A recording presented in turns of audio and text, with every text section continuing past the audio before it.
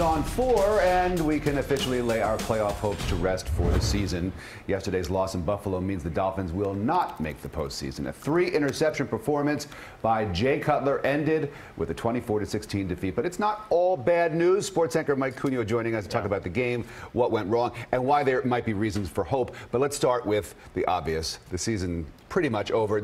There is no chance of the Dolphins making the playoffs. There is the slightest, and I mean the slightest of chances the Dolphins actually make the playoffs, which is why it was such a shame that they lost yesterday. If you look at the box score, they won time of possession, total yards, more first downs, but obviously those 3 picks by Jay Cutler were a problem. So here's how the Dolphins can get in, again, the slightest of possibilities. They got to win their last 2 games. Yes. Both the Chargers and Raiders each have to lose 1 game. The Titans have to lose twice. The Patriots must beat the Bills on Sunday. All that has to happen. It's not like one of these can happen, the others, no. It all has to happen. That's the breakdown. It all has to happen. So mathematically, yes, we are looking at the Dolphins season, or at least postseason hopes, likely are out the window. Oh, everything just has to line up just so, and that's probably not going to happen. No. And we talked about Jay Cutler, who had such a great game against New England. Yeah. And then he stunk up the field yesterday, didn't he? He did. Yesterday, he had some issues. Adam Gase said they were trying to exploit some mismatches downfield, but then he said in that second half, Cutler started to press a lot. You saw him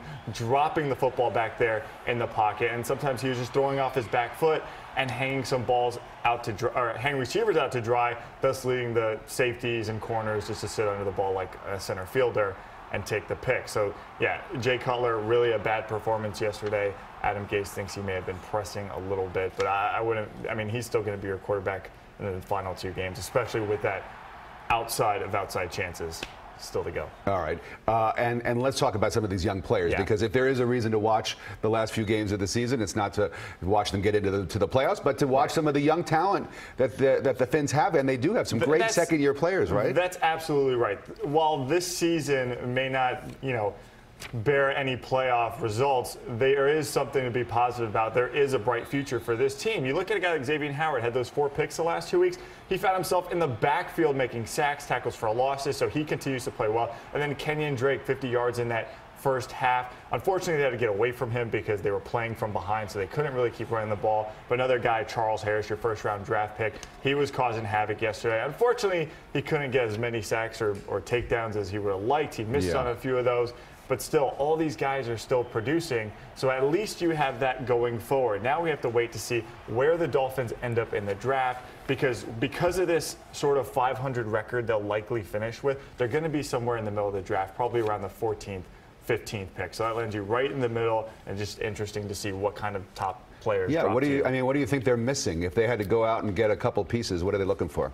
First of all, they're going to have to address the quarterback situation, because I'm not sure if Ryan Tannehill is the answer, but without a doubt, linebacker help. When they lost Raekwon McMillan this year, that was a huge loss. This was a rookie who was supposed to come in and start right away, and he left in the first preseason game. The linebacker situation has to be resolved. You saw them had to bring in multiple free agents this year. Yeah. Lawrence Timmons and, of course, Ray Malaluga, and it hasn't, and those were just, filler guys. They haven't really been producing like you would hope. So linebacker, hopefully when Raekwon comes back, he'll come in and start if he's healthy. And a 14, 15 pick, you can get a nice quality player. Absolutely, you can get some quality players at that position, but they're going to have to address a lot of spots. All right, so let's watch the young guys for the next few weeks. That's right. Thanks very much, Mike.